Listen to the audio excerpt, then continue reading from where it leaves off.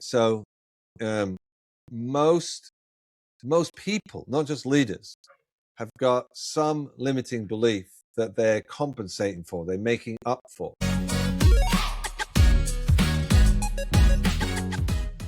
Hello and welcome to another episode of the Best You interview series. It's Gary here again. Thank you very, very much, as always, for taking the time to join me. And today I'm delighted to be joined by coach, trainer and best-selling author Will Steele, who is here to discuss his thoughts on leadership and authenticity.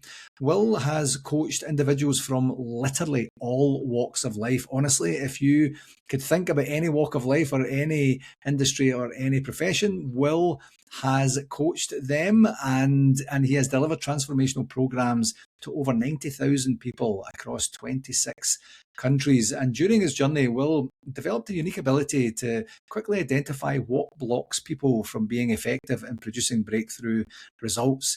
And listening from the ontological perspective, which I did a Google search, so I now know what that means, and it's a branch of metaphysics dealing with the nature of being.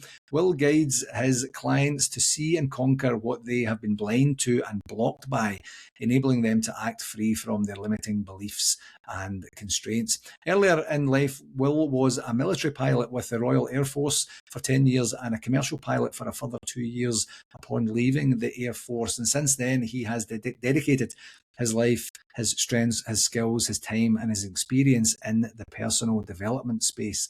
Will is also the author of the best-selling book, Free to Lead, Unleash Your Hidden Leadership Genius, in which he not only shows us how to lead, he helps us unleash and be the authentic leader within, the leader that we were born to be, and we'll definitely get an opportunity to talk about that today. Will, thank you very, very much for joining me today. Yeah, it's a pleasure, absolute pleasure, Gary. Love to be on your show. And, we talked the other day, so yeah, I'm looking forward to it. Yeah, me too. Me too. And there is a bit of a personal connection here, as I shared with you prior to recording, is that my, what would that now be, ex-brother-in-law was a member of the Royal Air Force back home for a number of years, basically his entire career, and he was in mostly mechanical transportation, I believe. And I got an opportunity to sample a wee bit of the Air Force life and when I was on holiday and such, and it was just it was fascinating because we never really had a lot of military in our lives, quite frankly, in the family, so I never really knew too much about it. So I'm really interested, how did the military all manifest itself for you?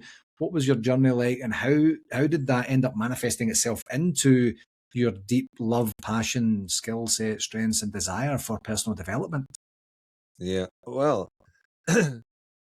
I went in the Air Force because I wanted to fly for a living. I thought, that's just great. You get paid to fly. At university, I went to university, well, step back. I left school at 16. I didn't think I was very smart academically, so I thought I'd get a good trade, start as an engineer.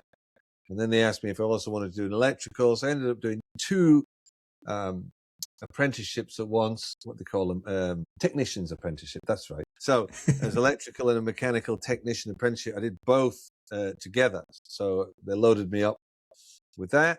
And then at some point I went, well, I want to go to university. I want to, get on. So I went to university. And then when I went to university, there was this little card in my pack.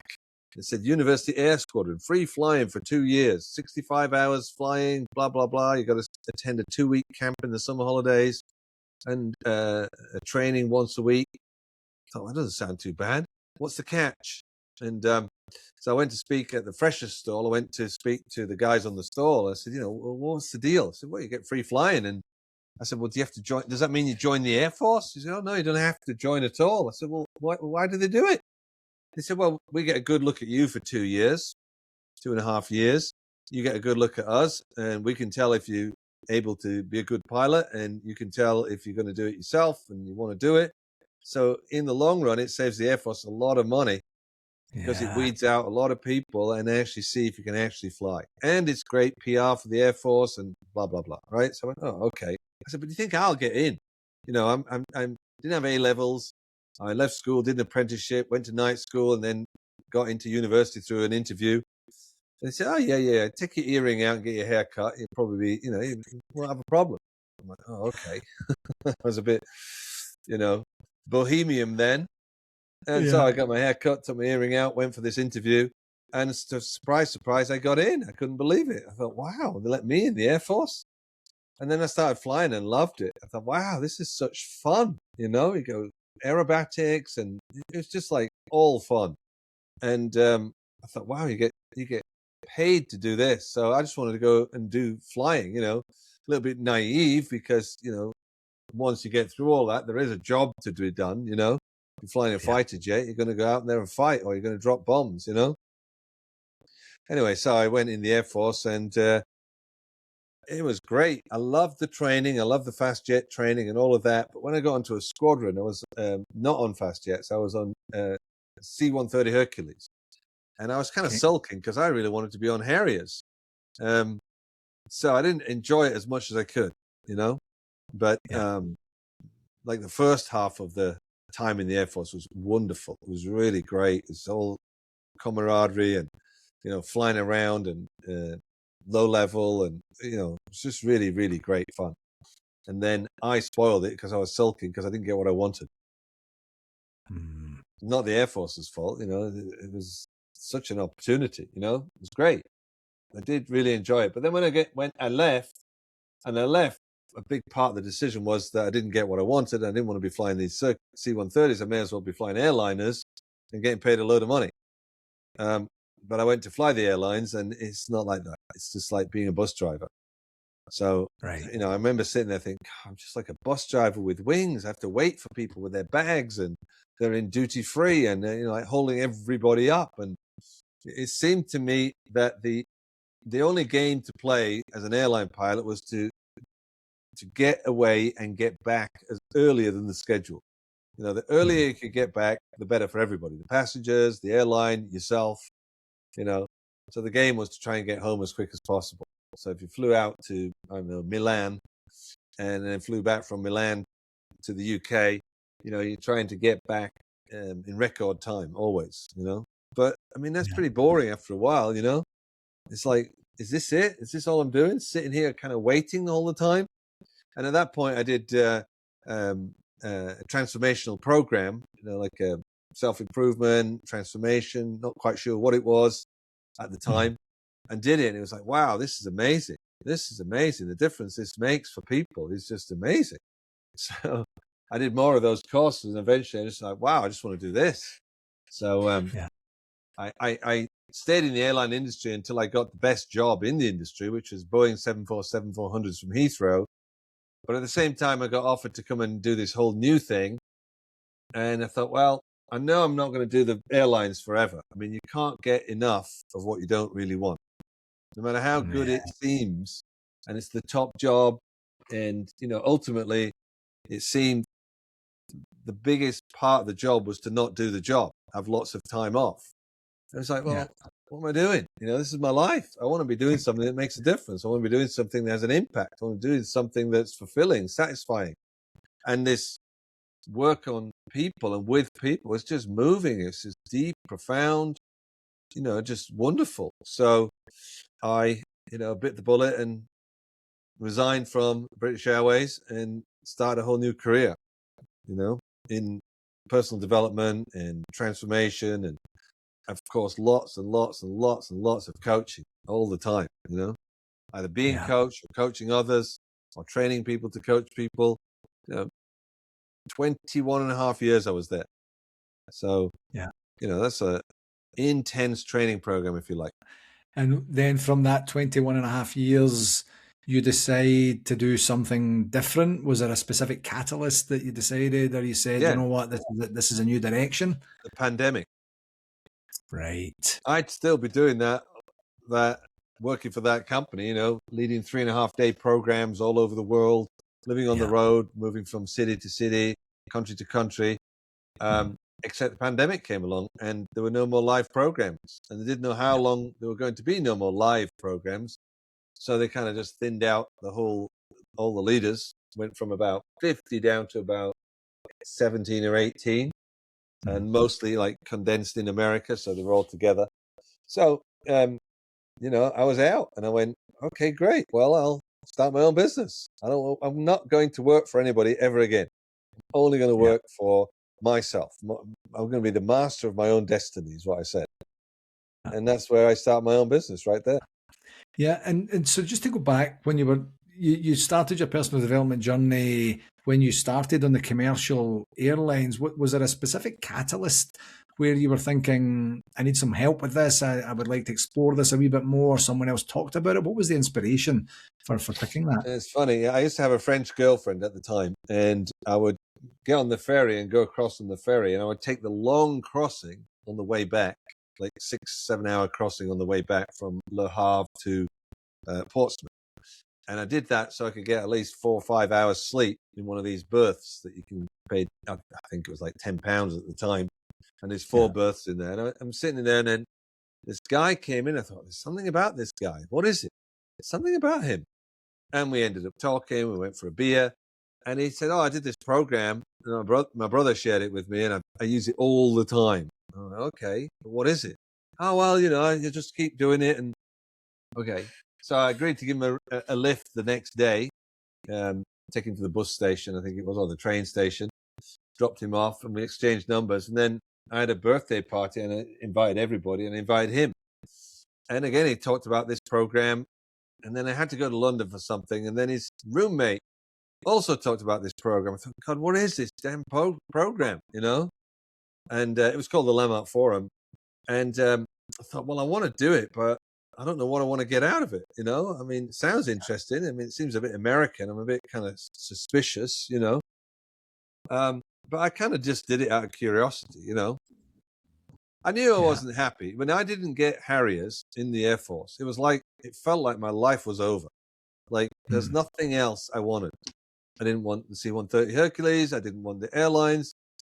It's like, what's more exciting than that? Flying fast jets. There is nothing. Maybe a racing car driver, but I've probably blown it about that, Yeah. And so I couldn't see anything that inspired me or was great or fun or anything. So, the part of the mix was, well, I don't really know what I want to do, so I'll do this program anyway, and I'll get something out of it probably, Yeah. So I really didn't know much about it. Even though they tried to explain it, you can't explain it. You go on this course and you come out transformed. Yeah. Okay. Yeah. What do they do? What do they just talk? What do they talk about? Do the program, man. Yeah. So then you invest in the program, and you're invited to stay. You're invited to become part of the fabric of the program. Not initially. No. I asked them. I thought, well, how do you get to be one of these leaders here? Because this looks really interesting. This looks like inspiring. I watched them work with people, and it's like, wow, how do they know that? How do they know to ask that question? How do they know that that's going on with that person? It's like, it seemed like they could mind read these leaders of these programs, right? So I asked about that. How do you, and they told me what I needed to do. And I kind of piece by piece ended up doing that, and then became the leader. And what looks like amazing to people is just so obvious when you're trained in the work, in the technology. You can listen, you can hear things. You can hear things that are going on with people that they're not aware of. Yeah. And I mentioned in the brief bio for you, Will, that that one of the main things that we're trying to do as coaches, I'm in the coaching space as well, is the ability to identify and help people address their limiting beliefs from a leadership perspective. Do you see patterns? Do you see commonality between limiting beliefs? Is there like a common set of leadership limiting beliefs that you end up typically having to address and work through with people? Well, there's clues, right? So most people, not just leaders, have got some limiting belief that they're compensating for, they're making up for. So I call these strategies for success in my book, right? So mine was working hard, right? I'd work hard, I can work hard, I'm going to be competitive, I'm going to be the best. And I just thought that's the way I am. I've always got to have a big game to play. And if it's not a big game, it's not exciting. And I just it lived like that. I never really got or even thought about getting to the bottom of it. Where does that all come from? Yeah. Until I was sitting in that program I talked about. And it was like, hang on, what happened? I don't remember anything happening. Nothing really happened. These people in that program have horrific things happen to them, abused or beaten up or abandoned or, all sorts of stuff. And I'm like, well, nothing happened. Oh, maybe that's it. Nothing happened. That's what happened. Nothing happened. No, that's not it. Oh, man. So when I stopped trying to figure it all out, this memory came back. I'm 3 years old, and my dad's telling the story of how I came along. He said, we couldn't afford a third baby. Then Mum got pregnant, and we thought, well, we've got 2 boys already. It'd be nice to have a little girl. We were looking forward to a little girl, and you popped out. You should have been a little girl. Everybody's laughing. My grandmas even were laughing. I was devastated because what I made that mean was, I'm not wanted. And I'm really not wanted because they wanted a girl. And I just said, I'm the best, like this declaration, I'm the best. So my life became about proving I'm the best. And then it just goes into the background. You forget all that, but you just are driven and you just have to be the best, in my case. And I have led programs, like you said earlier, to people all over the world, very, very successful people. And you find they're all driven by something. There's something driving them. I got a friend now. He's now a friend, but I led programs to him, and he's a world boxing champion. And it all comes back from he had a big sister, and she had him pinned down one day when he's about 5, and she's tickling with her hair, long hair, and she's tickling all in his face, and he can't move, So he thinks he's weak. So he becomes a boxer. And then at 32 years old, so this is years later, finally wins the world championship, and he can give up boxing. He doesn't even enjoy it anymore, It's just this thing. And that's what you find, because whatever you're doing, it's never enough when it's coming from this strategy that you've created in these moments in the past. So for myself, no matter how many first places I got or ribbons I got or trophies I got, it never kind of fixed anything. In fact, it reminded me of what I wasn't, That's so profound that you have that ability to be able to be presented with the information and then to do something with it, to have those honest conversations with yourself, to recount the memories, to not discount anything that comes up for you, to be able to use it in a way that's going to benefit you and ultimately benefit other people at the same time, which is essentially what you took all that to be. And then, as you say, you start to see and feel and listen for things that become quite obvious to someone learned in it, but not so obvious to the person who's saying it, who's still kind of scratching their head and saying, I just don't understand why this is the way that it is. Yeah. Or how come I'm not satisfied?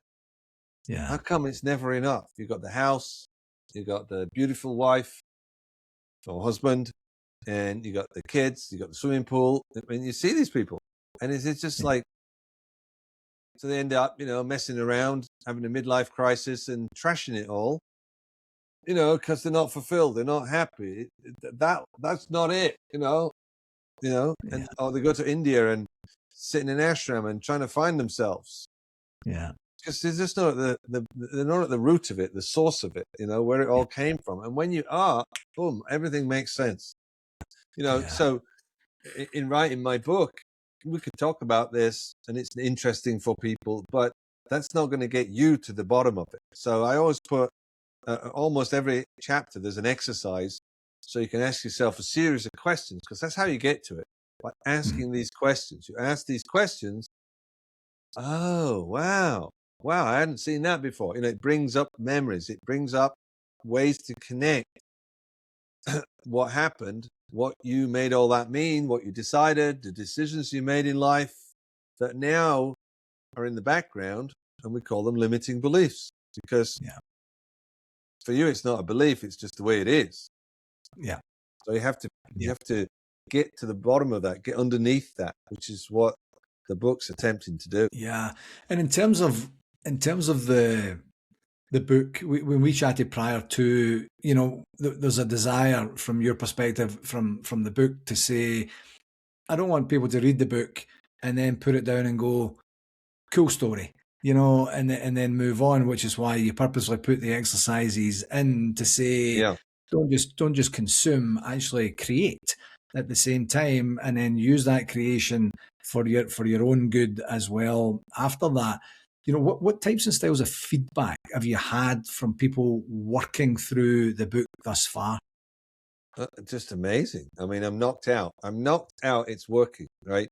A friend of mine who's he reads lots. He says I read lots and lots of these books. I get them on audiobook and all that. He says I have to confess, it's better than I thought it was going to be. I'm really liking it. So he's really working through it. And then my dad got the audiobook. My dad is 86, and I was upstairs. I was on a call or something, and I could hear me talking downstairs, and I was literally telling that story I told earlier today. I'm 3 years old, and my dad said we couldn't afford a third baby, and then I'm hearing that me saying that story because I'm the one narrating the audiobook, right? And then my dad goes, "I never said that. I never said that." So I thought, well, I better go down and see how he is, right? I said, "What's going on?" Because I never said that. I said, "Well, maybe you did, maybe you didn't. I don't know. That's what I remember. And that's the important thing. And it's not even what I remember. It's what I did with it. It's what I made up about it. You could have said something completely different. It doesn't matter. In my memory, it's what it is. And it's what I decided. So it's not on you. You haven't screwed me up. I'm screwed me up." Yeah. Oh, I said, "Well, how are you finding the book?" He goes, "I'm disturbed." I said, "Oh, okay. Keep reading." He's rattling his cage. And a week later, I think it was, I'd moved. I'm in Italy right now, so I went off to Italy, and we talk on the. It used to be Skype. It's called Teams now, so we talk on the video, right? And I said, "How are you doing?" He goes, "Well, I did it." I said, "What?" He said, "Your brother came round. He comes round every week, and they never speak. It's like this frosty, cold atmosphere. They don't really get on. But he comes round once a week." He says, "I did it." He says, "I told him." I said, "I've never told him in my life." And I said, he says, "It wasn't easy." I said, "I want you to know I love you." It was the first time my dad at 86 has said that to my eldest brother. Really? And I said, "What did he say?" He said, "I should think you do and all." Imagine these two old guys. There they are in Yorkshire, north of England, and that's the conversation. But a few days later, I call him back, and I can hear all this laughter going on in the background. And it's my brother. He's there, and having all these jokes and all this. The whole atmosphere has totally changed. So that's an impact in that. It's my family, but in that family, there's an actual, real alteration in the way life is. It's altered. It's altered because my dad saw something that had him say that to my brother, and he'd never said it before. And now everything's altered. So, that's my intention with that book, that lots and lots of those moments will come out of reading that book. You'll get to stuff that you didn't know was blocking you, stopping you, limiting you. And you'll be able to have conversations with people in your life, and things will move, things will shift. And that is the intention. And it's the ripple effect of that. It impacts your dad, it then impacts your brother. There's no way that it stops there, because their relationships and their atmosphere, their energy, their demeanor, their behaviors are going to be like for a lifetime impacted materially by that, in a positive sense, that other people are going to feel the benefit of that. They're going to say, what happened? And it maybe sounds a wee bit cliche. I read my son's book, and I realized some things about myself that I didn't care to think about before. I didn't even know to think about before. And then it's fantastic, absolutely fantastic to hear that. Well, especially so close to home. It's not let me tell you about a reader who got in contact and it's a wonderful story and it's very worthy of sharing. Literal you're involved in it, and you get that experience and that opportunity to have that. How profound. Yeah, and I've had people messaging me, and it's like right now is 136 5-star reviews. It's an international bestseller already.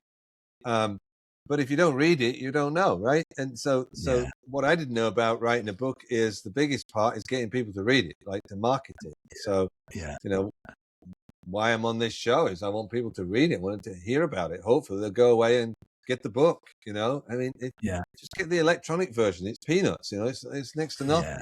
But read the book. I want 1 million people to read the book. You know, I'm not doing it for the book sales. I'm not doing it for the money. I just want to impact people. And so someone sitting, listening or watching this chat that we're having today, and they're kind of thinking, you know, I've only got so much money in my professional development budget. Money's a wee bit tight right now. I'm kind of struggling. I've tried a few of these books before. What would Will say to them, other than, you know, it's peanuts and it's accessible and things like that? What would be the biggest hook that you would be able to say to them? Yes, and well, what do you got to lose? Whatever you're doing the same old stuff, right? You do the same old stuff, maybe more of it or better of it or different, you know, more, better or different of what? Of the same old kind of stuff, because it's the same old you doing those things. Yeah. So you need a fresh perspective. You need to kind of, you know, get a completely new way to see everything. And that happens when you get to the bottom of all this stuff. When you get to the bottom of it, it's like your eyes open up. You can start to see things you could never see before.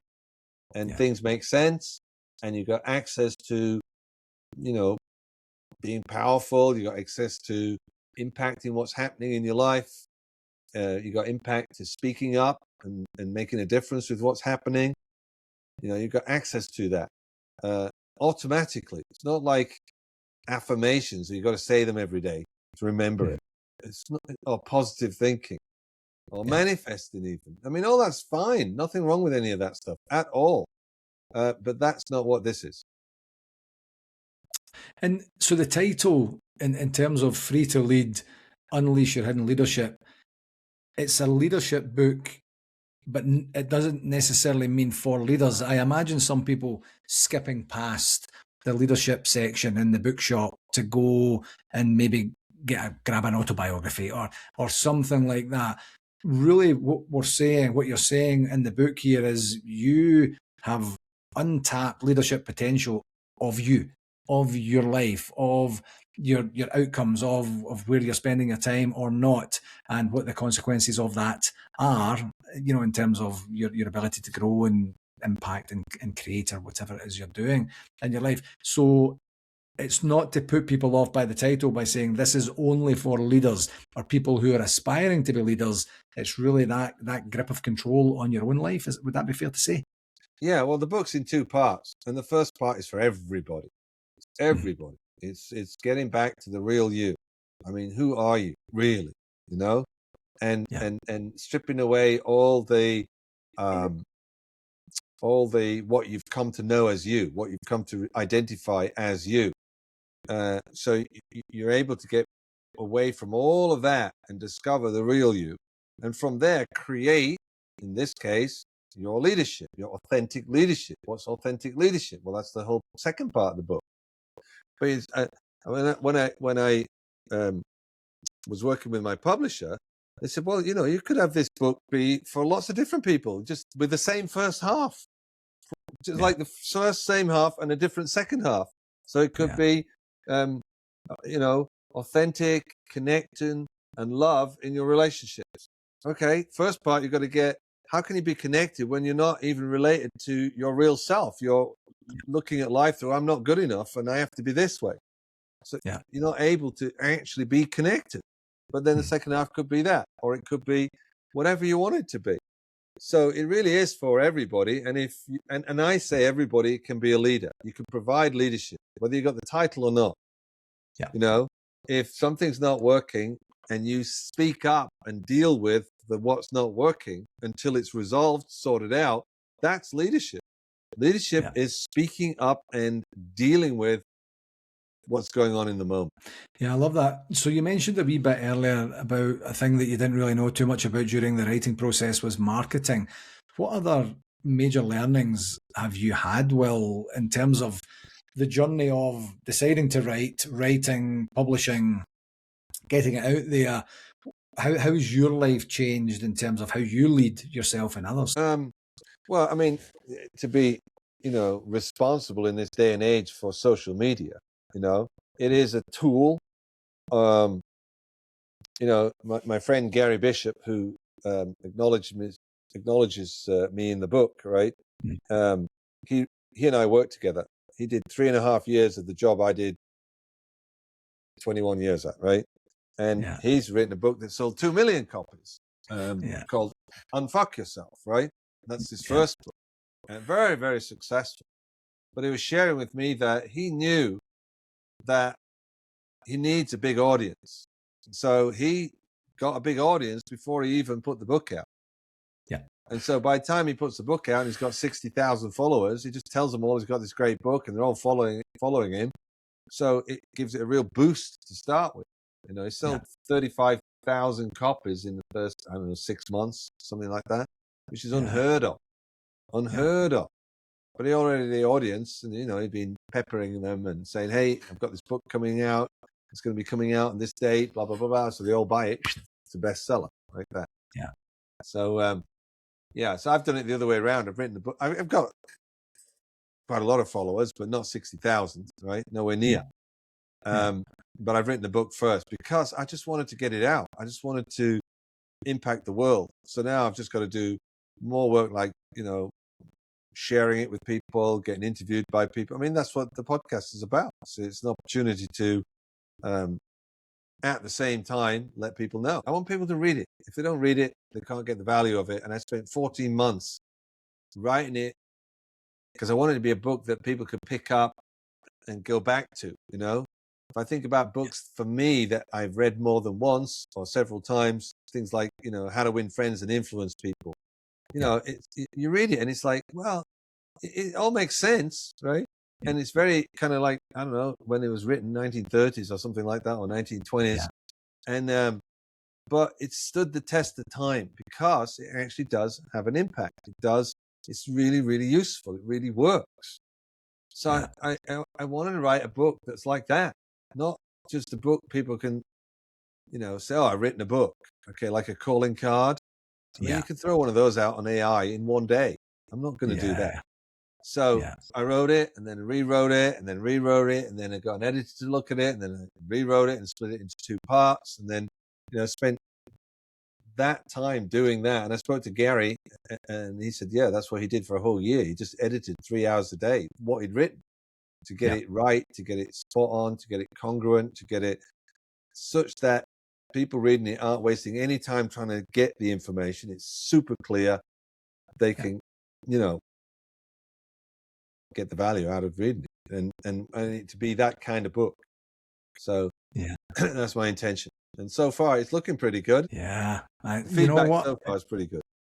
That's tremendous, and that's you could put something out there that could be your best work, and it's something very near and dear to you. You know that it works, and for whatever reason, it's not the right time. Something external that's completely unrelated to you happens, and it becomes incongruent with the times or anything like that. But in terms of identifying, knowing and understanding self and what that impact has on you in terms of your life experience, your life enjoyment and your life progress and success and such, and the ability to be able to have that ripple effect that I talked about a wee bit earlier. I mean, who doesn't want that? Really and truly, who doesn't want that? And if your book can take them to getting to that spot, then that's absolutely tremendous. So one question that I like to ask is, 14 months dedicated to writing a book. You're doing the marketing work that you have to do. You traveled all over the world delivering sessions. I know how difficult it is to be on and delivering sessions that are deep and meaningful and impactful for people. It's very taxing on the energy, both mentally and physically. What's one regular practice that Will employs to give you the best opportunity to be the best version of yourself? Well, it's integrity. It's just integrity, When I led programs, and those programs were 13-hour days, 3 days at 13 hours, it's full on. Most of my preparation wasn't reading manuals. It wasn't practicing in the mirror. It was sorting out my integrity. Where had I let my integrity go out? Where had I not followed up with this? Where had I not got back to people by when I said I would get back to them? And cleaning it all up. So maintaining that when you don't have the structure around you to support you is a real challenge, and it really takes discipline, you know. And one of the places it shows up for me clearly is in exercising. Every week, you know, I exercise at least 5 times a week, and I have done for 23 years, and I've only ever missed 2 exercise sessions in 25 years. And that just it holds me to account. I never want to do it. I'm not someone who loves doing exercises. So, yeah, that's one practice I have that keeps me straight, keeps me functioning as a matter of my word and not how I feel or what I want to do that day. No, I'm doing my exercises. Why? That's what's in my calendar.